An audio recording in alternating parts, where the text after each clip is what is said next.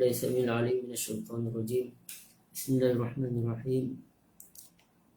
الحمد لله رب العالمين، وأشهد أن لا إله إلا الله وحده لا شريك له، وأشهد أن سيدنا محمد رسول الله صلى الله عليه وسلم وشرف وكرم وبارك وعظم، وعلى آله وصحابته والتابعين وتابعيهم بإحسان إلى يوم الدين، وعلينا معهم في كل لمحة ونفس عدد ما وسعهم علم الله. سبحانك لا علم لنا إلا ما علمتنا إنك أنت العليم الحكيم. رب اشرح لي صدري ويسر لي أمري واحلل عقدة من لساني يفقهوا قولي. اللهم علمنا ما ينفعنا وانفعنا بما علمتنا وزدنا علما وارزقنا فهما واجعلنا من عبادك الصالحين. ربنا آتنا في الدنيا حسنة وفي الآخرة حسنة وقنا عذاب النار. أما بعد. Baik, sebelum itu kita mulakan dengan bacaan umul kitab Al-Fatihah. A'udzubillahi minasyaitonir rajim. Bismillahirrahmanirrahim. Alhamdulillahirabbil alamin. Arrahmanir rahim. Maliki yaumiddin. Iyyaka na'budu wa iyyaka nasta'in. Ihdinas siratal mustaqim. Siratal ladzina an'amta 'alaihim ghairil maghdubi 'alaihim waladdallin. Alhamdulillah. Syukur kepada Allah Subhanahu Wa Taala kerana masih lagi memberi keizinan kepada kita untuk bertemu di dalam majlis ilmu. Alhamdulillah, hari ini hari yang ketiga kita berada di bulan Zulhijjah. Maka maknanya berbaki lagi seminggu, lebih kurang seminggu untuk kita sama-sama merebut peluang yang mana 10 hari yang dijanjikan oleh Allah Subhanahu Wa Taala, yang mana amalan soleh pada hari-hari tersebut, yang 10 hari terawal di bulan Zulhijjah ni, ganjaran pahalanya menyamai pahala orang yang berjihad, bahkan jika cukup syaratnya melebihi ganjaran orang yang berjihad di jalan Allah Subhanahu Wa Taala. Maka janganlah kita sia-siakan. Jika kita bukan di kalangan orang yang ahli qiyamul lail, maka berusahalah untuk bangun qiyamul lail walaupun sehari. Dan jika kita bukan orang yang kuat berpuasa, maka sekurang-kurangnya usahakanlah untuk berpuasa di bulan di 10 hari awal ni. Dan jika kita tak mampu untuk berpuasa, maka boleh buatlah apa-apa jua amalan soleh, sama ada memberi makan, it'am ta'am, kerana pahalanya juga besar, bersedekah dan seumpamanya, dengan syarat kita ikhlas dan niat untuk mendapat keridhaan Allah Subhanahu Wa Taala. Baik, kita sambung bacaan kitab Hilyatul Abrar wa Syi'arul Akhyar fi talkhis ad-da'awat wal azkar al-mustahabbah fil laili wan nahar, ataupun lebih dikenal sebagai Al-Azkar min Kalam Sayyidil Abrar, karangan Al-Imam An-Nawawi rahimahullah ta'ala wa nafa'ana bi'ulumihi fi daraini amin. Baik, semalam kita baca tentang berkenaan dengan kelebihan zikir dan kelebihan orang yang banyak berzikir kepada Allah Subhanahu Wa Taala, dan juga kelebihan berzikir dengan lidah dan juga hati. Dan hari ini kita sambung pada fasal hukum berzikir dan membaca Al-Quran dengan hati dan lidah bagi orang yang muhdis, bagi orang yang berhadas, yakni berhadas kecil ataupun berhadas besar. Qala al-Imam An-Nawawi rahimahullah ta'ala wa nafa'ana bi ulumihi fid darain. Kalau kitab saya muka surat 40, cetakan Darul Minhaj. Qala al-Imam An-Nawawi rahimahullah ta'ala wa nafa'ana bi ulumihi fid darain amin. Ajma'a al-ulama ala jawazi zikri bil qalbi wal lisan lil muhdis wal junubi wal haid wan nufasa. Telah sepakat para ulama tentang keharusan untuk berzikir dengan hati dan juga lidah bagi orang yang berhadas, yakni orang yang berhadas kecil, wal junubi wal haid wan nufasa, dan juga bagi orang yang berjunub, dan orang yang kedatangan haid, dan juga yang nifas. Orang yang junub ni kita semua dah maklum, orang yang berhadas bersalah, yang keluar mani, yang diwajibkan mandi ke atasnya, dan juga haid, itu juga maklum, ma'ruf. Dan juga orang yang nifas, ini orang darah yang keluar setelah melahirkan anak. Dan juga yang tadi disebut oleh Imam Nawawi, iaitu orang yang setelah melahirkan anak, itu juga diwajibkan, itu juga dikira sebagai berhadas besar. Maksudnya orang yang berhadas besar, yang diwajibkan ke atas mereka untuk mandi. Bagi orang yang berhadas kecil, terangkat iaitu untuk bersuci ialah dengan hanya berwuduk. Dan bagi orang yang berhadas besar, untuk dia bersuci tak dapat tidak, dia kena mandi. Ini mandi wajib. Wa dzalika fit tasbih wat tahlil wat tahmid wat takbir. Itu harus untuk berzikir dengan hati dan lidah bagi orang yang berhadas ni, hadas kecil dan hadas besar ni, pada tasbih itu subhanallah, wat tahlil itu la ilaha illallah, wat tahmid mengucapkan alhamdulillah, wat takbir Allahu akbar, wassalati ala Rasulillah sallallahu alaihi wasallam, dan bersalawat ke atas Rasulullah sallallahu alaihi wasallam, wa doa, nak berdoa, wa ghairi dzalik, dan sebagainya. Walakinna qira'atul Quran haramun 'ala al-junubi wal haid wal nufasa. Akan tetapi hukum membaca Al-Quran bagi orang yang berjunub, ini berhadas besar, maka hukumnya haram. Itu kita semua dah maklum. Sawa'un qara'a qalilan aw katsiran hatta ba'd ayah. Tak kiralah sama ada dia baca sedikit ataupun banyak ataupun sebahagian ayat. Itu haram. Wa yajuzu lahum ijra'ul Qur'an 'ala al-qalbi min ghairi lafzin. Tetapi harus bagi mereka ni, orang yang berhadas besar, untuk membacanya, untuk mengulang, untuk mengingatinya dengan ijra'ul Quran ala qalb, iaitu membaca dalam hati, lintasan dalam hati, min ghairi lafzin, dengan syarat tidak melafazkannya. Wa kadzalika an-nazar fil mushaf, memandang mushaf juga harus, melihat mushaf, melihat Al-Quran juga harus, dengan syarat tidak menyentuhnya, tidak memegangnya. Kerana memegangnya dalam keadaan hadas besar haram. Wa imraruhu 'ala al-qalbi. Qala ashabuna wa yajuzu lil junubi wal haid an yaqula 'inda al-musibah inna lillahi wa inna ilaihi raji'un. Telah berkata para ulama terdahulu daripada Imam Nawawi ini ulama yang mempunyai pendapat, satu pendapat, wa yajuzu lil junubi wal haid an yaqula 'inda al-musibah. Harus bagi orang yang berjunub, orang yang haid dan juga yang nifas, an yaqula 'inda al-musibah, untuk mereka mengucapkan ketika mana datangnya musibah. Tak kira lah musibah sama ada sebab kematian ataupun sebab kemalangan, melihat kebakaran dan seumpamanya, ini apa-apa juga musibah, melafazkan lafaz istirja', iaitu mengucapkan inna lillahi wa inna ilaihi raji'un. Sebab itu adalah sebahagian daripada ayat Al-Quran di dalam surah Al-Baqarah ayat ke 156. Ia sebahagian daripada ayat inna lillahi wa inna ilaihi raji'un. Harus untuk mengucapkannya ketika musibah. Kemudian wa 'inda rukubi dabbah, ketika mana dia nak menaiki kenderaan, menaiki tunggangan. Ad-dabbah ni, kalau orang dulu dia menunggang binatang, ad-dabbah, seperti kuda, unta, keldai, himar dan sebagainya. Tapi kita sekarang dah naik kenderaan, iaitu kereta, bas dan sebagainya. Harus untuk mereka ni mengucapkan subhanallazi sakhkhara lana hadza wa ma kunna lahu muqrinin.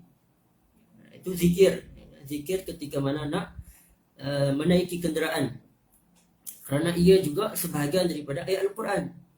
Itu sebahagian daripada ayat Al-Quran di dalam surah Az-Zukhruf ayat ke-13.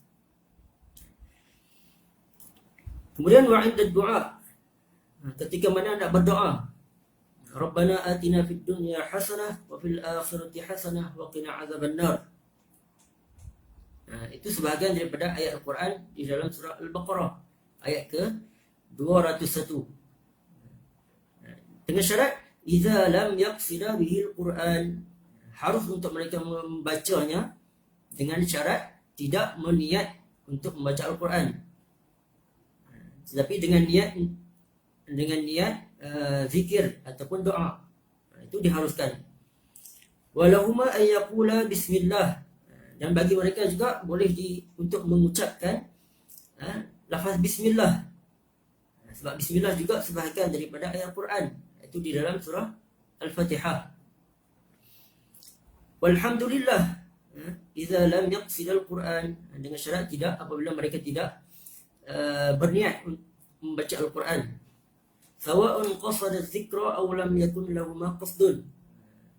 Ini pengecualian bagi bismillah alhamdulillah ni, sama ada mereka berniat membaca Al-Quran ataupun berniat membaca zikir, maka itu tak menjadi masalah bagi mereka, bahkan harus.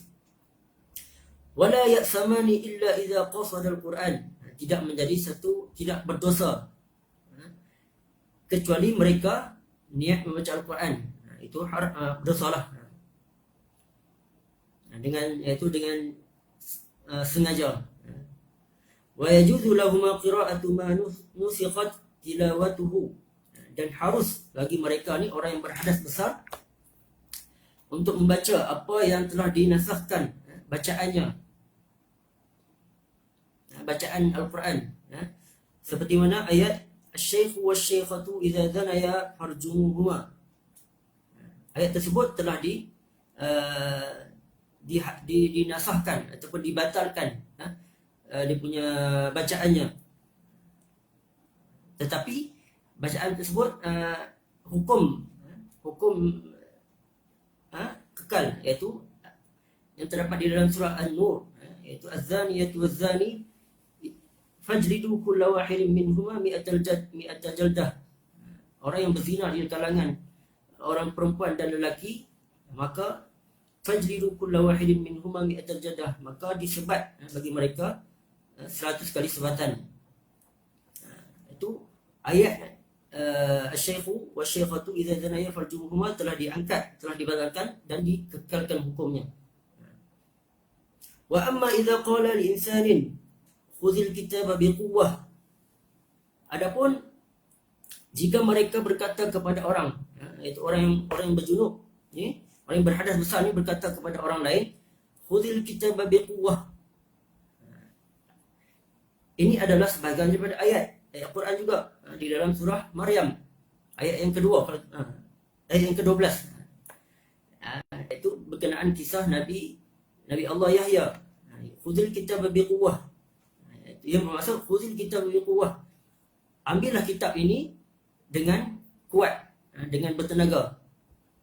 Maksud secara umum lah, maksud secara literalnya.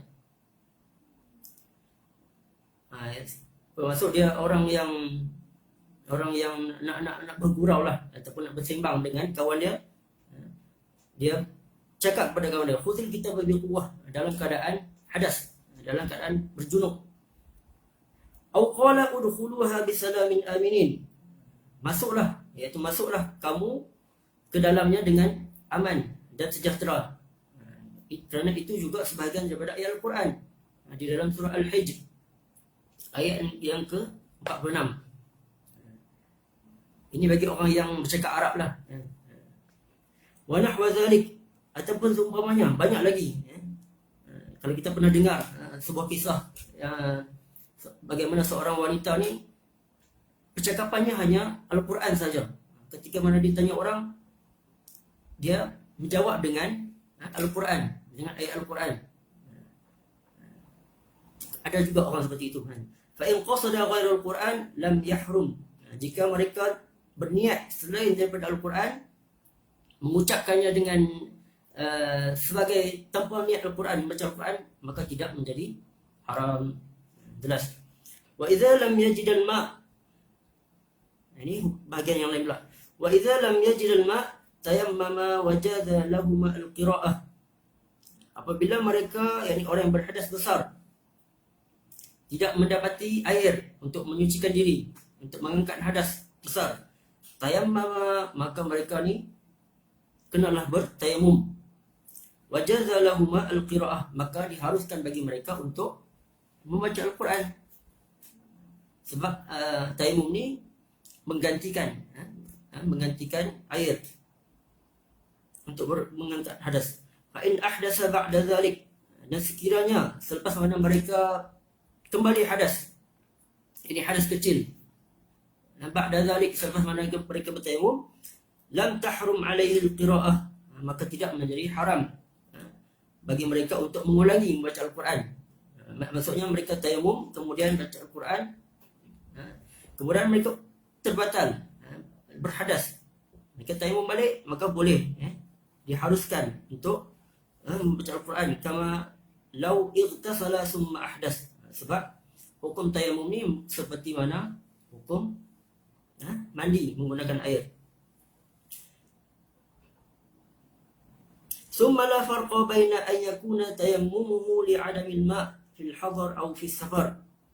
Kemudian Imam Nawawi kata, keadaan ini, iaitu bertayamum, tidak ada bezanya ketika mana dia dalam keadaan hadir, iaitu ke dalam dia keadaan menetap di tempatnya, di negerinya, atau di tempat rumah dan kediamannya lah, atau fis safar, atau dia dalam keadaan musafir, maka hukumnya tetap sama, tak ada beza.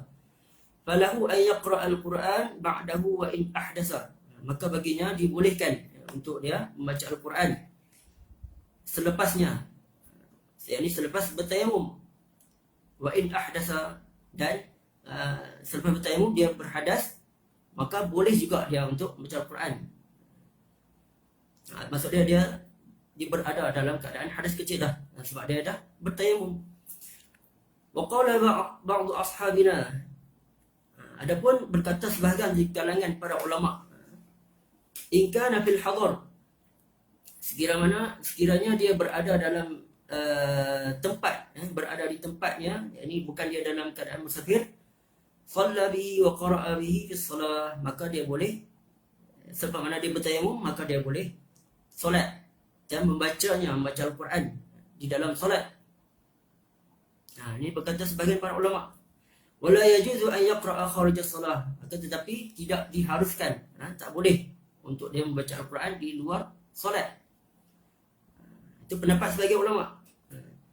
Wasahih, adapun pendapat yang paling sahih, ini pendapat Imam Nawawi, jawazuhu kama qaddamnahu, ini harus untuk dia membaca Al-Quran, yakni selepas mana dia tayamum, untuk dia baca Al-Quran sama, tak kira lah sama ada di dalam solat ataupun di luar solat, harus. Lianna tayammumahu qama maqam al-ghusli, kerana apa? Kerana tayamum tersebut qama maqam al-ghusli, telah menyamai seperti mana dia mandi. Jelas. Walau tayammama al-junub summa ra'a ma'an yalzamuhu isti'maluhu, adapun ketika mana seseorang tersebut, orang yang berhadas besar, orang yang berjunub, dia tayamum, kemudian dia dapat tahu, diberitahu oleh orang lain, kata ataupun dia lihat sendiri, dia jumpa air, yalzamu isti'maluhu, maka dia wajib untuk mandi. Sebab apa? Sebab ada kaedah fiqh, idza hadara al-ma' batala tayammum, apabila datangnya air, maka hukum tayamum tersebut batal, maka dia wajib mandi. Fa innahu yahrumu alaihi al-qira'ah wa jami'u ma yahrumu 'ala al-junub hatta yaghtasil, kerana haram baginya orang yang berhadas ni untuk baca Quran, dan semua apa yang diharamkan sehinggalah dia mandi.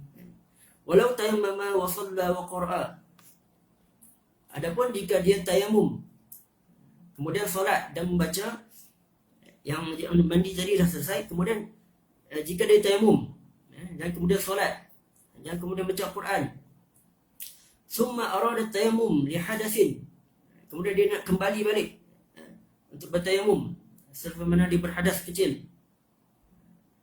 aw li faridatin ukhra, ataupun selepas mana, ataupun dia nak bertayamum untuk solat fardu yang lain. Sebab tayamum ni hanya sah, hanya valid untuk solat fardu yang satu solat fardu saja. Kalau dia nak solat fardu yang lain, dia kena tayamum balik, ambil tayamum yang lain.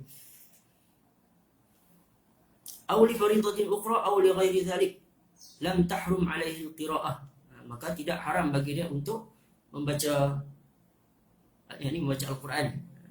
Tapi kalau dia jumpa air, dia ada air dah ada, maka dia wajib untuk mandilah, kan. Hadha huwa al-madhhab as-sahih al-mukhtar. Ini adalah pendapat yang sahih, yang terpilih di dalam mazhab Syafi'i. Wa fihi wajhun li ba'd ashabina annahu yahrum wa huwa dhaif. Tetapi ada pendapat sebahagian di kalangan para ulama kata haram. Yani haram ketika mana dia tayamum, dia nak baca Quran, itu haram. Itu pendapat yang lemah, pendapat yang dhaif.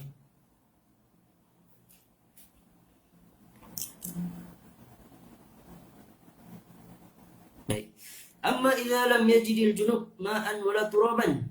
Adapun kalau seseorang yang berjunub, orang yang berhadas besar ni, dia air tak ada, tanah pun tak ada, ataupun debu pun tak ada, dia tak jumpa air ataupun tanah ataupun debu, fa innahu yusalli li hurmatil waqti ala hasabi halih, maka baginya lah dia hendaklah solat hormat waktu dalam keadaan dia, iaitu dalam keadaan dia berhadas tersebutlah, berhadas besar. Wa tahrumu alaihi al-qira'ah kharij as-salah, maka diharamkan baginya untuk membaca Al-Quran di luar solat. Maksudnya dia solat dalam keadaan berhadas besar, dalam keadaan berjunub. Wa yahrumu alaihi an yaqra'a fi as-salah ma zada 'ala al-Fatihah. Dia hanya dibenarkan untuk membaca Al-Fatihah saja, surah Al-Fatihah saja. Surah yang lain tak dibenarkan. Kemudian ada persoalan, hal tahrumu alaihi al-Fatihah? Soalan, adakah diharamkan dia juga bagi orang yang berhadas tersebut untuk baca Fatihah dalam solat? Fihi wajhan. Dalam masalah ni ada dua pendapat. Asahhuhuma la tahrum. Pendapat yang paling sahih, tidak haram, tak ada masalah. Bal tajib, bahkan wajib untuk dia baca Al-Fatihah. Fa inna salata la tasihhu illa biha. Sebab apa? Sebab solat tidak sah kecuali dengan membaca Al-Fatihah. Wa kama jazati shalah lidarurah tajuzu qira'ah. Seperti mana diharuskan solat dalam keadaan darurat, maka diharuskan dia untuk membaca Al-Fatihah sahaja. Kemudian pendapat yang kedua, wasani tahrum, haram untuk dia baca Al-Fatihah. Bal ya'ti bil azkar, akan tetapi dia hendaklah membaca zikir-zikir allati ya'ti biha man la yuhsinu shay'an min al-Quran. Zikir-zikir yang bagi orang yang tak mampu membaca ataupun menghafal Al-Quran, yakni Al-Fatihah, dia ada zikir-zikir dia. Jadi pendapat yang kedua ni haram. Tapi pendapat yang sahih tak ada masalah. Jadi bahkan wajib dia untuk membaca Al-Fatihah. Sebab solat tidak akan sah kalau dia tak baca surah Al-Fatihah. Baik. Wa hadhihi furu'un ra'aitu isbataha huna. Pendapat yang furu' ni masalah yang disebutkan tadi adalah sebahagian furu'un, cabang-cabang dalam fiqh. Ra'aitu isbataha huna, yang Imam Nawawi kata ra'aitu isbataha huna, yang saya kira patut diletakkan di sini dalam fasal ni. lita'alluqiha bima zakartuhu, sebab ada kaitan apa yang disebutkan dalam masalah ni. Fa zakartuha mukhtasaratan, dan aku sebut masalah ni secara ringkas saja. Wa illa falaha tatimmatun wa adillatun mustawfatun fi kutubil fiqh wallahu alam. Kalau nak sebut masalah ni, ada lagi detail dia, ada lagi pembincangan, perbahasan yang lebih panjang, ada dalil-dalil dia. Itu semua itu ada di dalam kitab-kitab fiqh.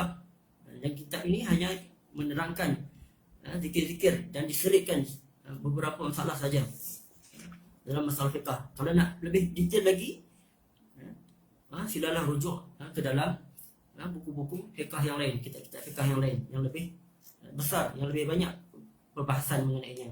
Wallahu a'lam. Jelas mengenai dengan hukum berzikir dan baca Al-Quran dengan hati dan lidah bagi orang yang berhadas besar ataupun berhadas kecil. Itu harus bagi dia untuk membaca. Bagi orang yang berhadas kecil ni haruslah membaca Quran, boleh, tak ada masalah. Adapun orang yang berhadas besar haram, kecuali dengan membaca dalam hati. Tapi kita sekarang dah Allah Ta'ala bagi kemudahan melalui banyak kemudahan yang ada dalam sekarang. Dalam contohnya seperti dalam handset tak dikira sebagai mushaf, boleh, tak ada masalah untuk pegang bagi orang yang berhadas kecil dan juga besar, sebab tak dikira sebagai mushaf. Jelas.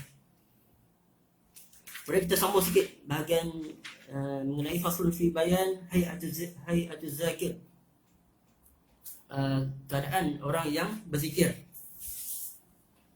Qala yang bagi an yakuna zakir ala akmal sifat. Maka seyogianya lah, sewajarnya lah bagi orang yang berzikir ni, dia berada dalam keadaan paling sempurna, paling elok. Fa in kana jalisan fi mawdi'in istaqbala qiblah, sekiranya dia duduk pada satu tempat, maka hendaklah dia menghadap kiblat. Wa jalasa mutakhashshi'an mutazallilan bi sakinatin wa waqarin, dia duduk dalam keadaan khusyuk, mutazallilan, rendah diri, bi sakinatin wa waqar, dalam keadaan tenang. Mutriqan ra'sahu, iaitu dalam keadaan menundukkan kepala. Untuk dia mendapat khusyuk, seeloknya lah dia berada dalam menundukkan kepalanya. Walau zakara ala ghairi hadhihi al-ahwal, adapun jika dia duduk selain daripada keadaan yang disebutkan tadi, dia tak menghadap kiblat, dia duduk dalam keadaan selain pada itulah, tanpa khusyuk dan sebagainya, jaza wala karahata fi haqqihi, maka tak ada masalah, harus dalam keadaan apa sekalipun, dan tak dikira sebagai makruh. Lakin in kana bi ghairi uzrin, akan tetapi jika dia meninggalkan perkara tersebut, iaitu menghadap kiblat dalam keadaan khusyuk, menundukkan kepala, tanpa ada keuzuran, kana tarikan lil afdal, maka dia dah meninggalkan perkara yang afdal. Wa dalilu ala adamil karahah, dalil bagi yang menunjukkan bukan dikira sebagai makruh perbuatan tersebut. Qala Allah Ta'ala, inna fi khalqis samawati wal ardi wa ikhtilafil laili wan nahari la ayatin li ulil albab alladhina yadhkuruna Allah qiyaman wa qu'udan wa ala junubihim. Allah sebut orang yang berzikir kepada Allah Subhanahu wa Ta'ala dalam keadaan qiyaman, berdiri, wa qu'udan, dalam keadaan duduk, wa ala junubihim, dalam keadaan dia berbaring. Ini orang Allah puji ketiga keadaan tersebut, maka tak ada masalah. Dia nak duduk dalam apa jua keadaan sekalipun, dibenarkan, diharuskan dan tidak dimakruhkan. Tetapi yang afdal dia duduk dalam keadaan duduk menghadap kiblat, dalam keadaan khusyuk dan merendah diri. Kemudian wasabata fi sahih an Aisyah radhiyallahu anha qalat kana Rasulullah sallallahu alaihi wasallam yattaki'u fi hijri wa ana haidun wa yaqra'ul Quran, rawahu al-Bukhari wa Muslim. Terdapat sebuah hadis sahih yang diriwayatkan oleh Imam Bukhari dan Muslim bahwasanya Nabi sallallahu alaihi wasallam yang diriwayatkan oleh Sayyidatina Aisyah radhiyallahu anha, pada satu hari kana Rasulullah sallallahu alaihi wasallam yattaki'u fi hijri wa ana haidun fayaqra'ul Qur'an. Rasulullah sallallahu alaihi wasallam yattaki'u fi hijri, iaitu Rasulullah sallallahu alaihi wasallam berbaring di pangkuan, di ribaan isterinya, iaitu Sayyidatina Aisyah. Wa ana haidun, dalam keadaan isterinya itu haid, datang haid. Fayaqra'ul Quran, dan dalam keadaan Nabi berbaring, Nabi membaca Al-Quran dalam keadaan berbaring di ribaan pangkuan isteri baginda sallallahu alaihi wasallam. Wa fi riwayatin wa ra'suhu fi hijri, dalam riwayat yang lain kepala baginda berada di ribaanku. Ini dalil menunjukkan bahwasanya orang perempuan yang dalam keadaan haid ini tak ada masalah. Dia berbeza bagi orang yang ataupun kaum Yahudi. Kaum Yahudi ini, kalau orang perempuan mereka ni datang haid, mereka dipandang hina. Nak sentuh pun tak boleh, nak pegang tak boleh, bahkan di pulau makanan mereka tak dimakan, tak boleh makan. Bagi orang yang haid masak, mereka takkan makan. Itu mereka menghina orang wanita yang haid. Berbeza kita orang Islam, kita memuliakan orang wanita walaupun mereka dalam keadaan haid. Wa jaa an Aisyah radhiyallahu anha aidan qalat inni la aqra'u juz'i wa ana taji'atun 'ala as-sarir. Dalam riwayat, dalam sebuah hadis, Sayyidatina Aisyah radhiyallahu anha menceritakan bahwasanya inni la aqra'u juz'i, bahwasanya aku, ini Sayyidatina Aisyah, membaca juz'i, yakni membaca Quran ataupun hizib. Ini bacaan yang rutin, bacaan rutinnya. Wa ana muttaji'atun 'ala sarir, dalam keadaan dia berbaring di atas katil, di atas tilam. Ini seumpamanya menunjukkan di sini harus bagi orang berzikir ni berada dalam apa-apa jua keadaan, sama ada berdiri, duduk ataupun dalam keadaan berbaring, diharuskan untuk yang berzikir. Tetapi yang afdal ya dalam keadaan menghadap kiblat, dalam keadaan berwuduk, dalam keadaan khusyuk dan merendah diri.